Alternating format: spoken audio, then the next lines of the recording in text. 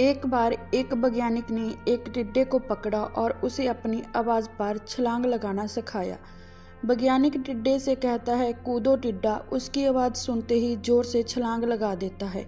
अब वह वैज्ञानिक था तो प्रयोग करना तो बनता ही था। उन्होंने टिड्डे की छलांग पर प्रयोग किया। वैज्ञानिक ने उसकी एक टांग तोड़ दी और फिर बोला, कूदो। अब टिड्डे की छलांग की दूरी कम हो गई। वैज्ञानिक ने उसकी दूसरी टांग तोड़ दी और फिर बोला, कूदो टिड्डे। टिड्डे की छलांग और कम हो गई। अब तोड़ी ही गई उसकी तीसरी टांग, पर छलांग की दूरी और कम हो गई। एक एक करके बेचारे टिड्डे की सारी टांगें तोड़ दी गई। अब आखिरी टांग टूटने पर जब उसे कहा गया कूदो तो वह हिला भी नहीं पाया। अब वैज्ञानिक ने अपना निश्चय अपनी डायरी में लिखा। जानते हो उसने क्या लिखा? जब टिड्डे की एक टांग तोड़ी गई तो वह थोड़ा बहरा हो गया। जब उसकी दूसरी टांग तोड़ी गई तो वह और बहरा हो गया। हर टांग टूटने के साथ वह और बहरा होता गया और सारी टांगें टूटने के बाद वह बिल्कुल बहरा हो गया।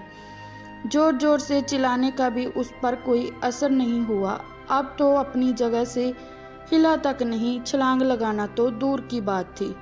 इस कहानी को सुनकर सभी को ऐसा ही लग रहा है ना कि क्या वैज्ञानिक मूर्ख था।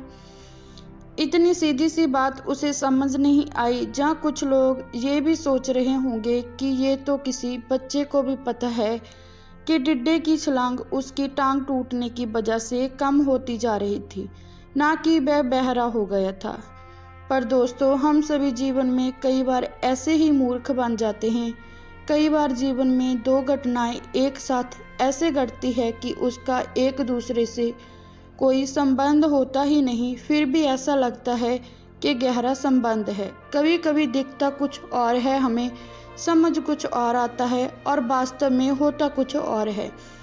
इसीलिए अगर पछताना नहीं है तो जीवन में जल्दबाजी में कोई निर्णय ना ले। हमेशा समझ का इस्तेमाल करें, सावधानी बरतें, नतीजा सोच विचार करके ही निकालें।